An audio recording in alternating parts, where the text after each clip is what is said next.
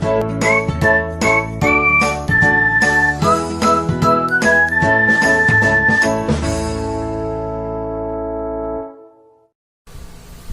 day everyone, I'm your Mr. ATL and welcome back to my channel. So today's video, we are going to divide fractions. So umpisa na natin.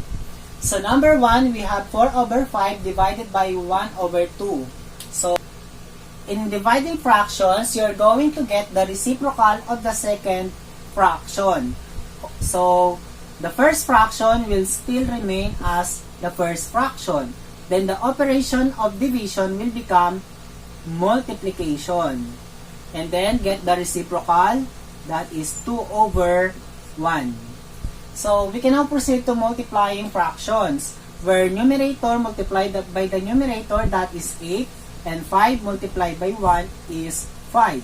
So if the answer is in improper fraction, and if the instruction is asking for the mixed fraction, pwede naman natin gawin siyang mixed fraction. So by dividing that is, the divisor will be the denominator and the numerator will be the dividend. So how many 5 that you can get from 8? So we have 1. Then 1 times 5 is 5. Then subtract, that is 3. So 8 over 5 is also the same as 1 and 3 over 5. And this is our answer. Next.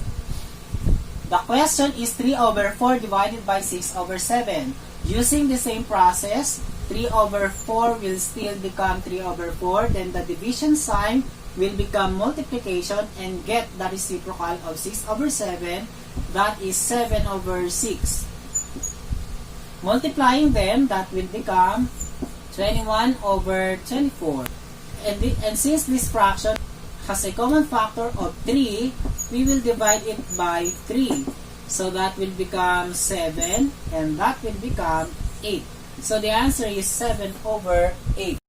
Okay, example number 3 and 4. So we have a whole number and a fraction, an improper fraction, and a whole number. So let us see. So since 12 is also 12 over 1, using the same process, we will just copy the first fraction. And then the division will become multiplication, and then get the reciprocal, 3/4 will become 4/3.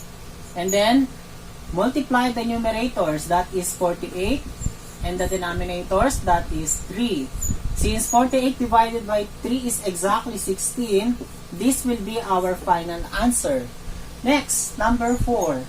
So we have 5/3 divided by 30. So the same process, copy the first fraction, division will become multiplication, and then 30. The reciprocal of 30, since that is 30 over 1, we will get the reciprocal of that will become 1 over 30. So 5 multiplied by 1 is 5, and then 3 times 30 is 90. So 5 and 90 can be reduced to its lowest term, and the common factor is 5, or the GCF. So 5 divided by 5 is 1, and 90 divided by 5 is 18. So this is the answer, 1 over 18. So in other method, from the multiplication, so we will just divide them by 5. Since 5 and 30 has a common factor, or has a GCF of 5, that will be 1, and that will be 6. 1 times 1 is 1, then 3 times 6 is 18. We will get the same answer as 1 over 18. So in any method, it's okay if you will use the usual method or by cancellation. Okay, example number 6. We have 4 and 1/2 divided by 2 and 2/3. So the first thing that you will do is to transform the mixed fractions into improper fraction. So 2 times 4 is 8, plus 1 is 9. Then copy the denominator 2, divided by 3 times 2 is 6, plus 2 is 8, over the denominator is 3. So we can now get the reciprocal of this. So we have 9 over 2 multiplied by 3 over 8. So by the process of multiplying fractions, that is 27 over 16. So since this this is already in lowest term, we can just transform this into mixed fraction. So how is that? We have 16 and then 27. How many 16s can you get from 27? 1, then multiply 16. So 27 minus 16, 11. So the answer is 1 and 11 over 16. Okay, next, number 7. We have a whole number and a mixed fraction.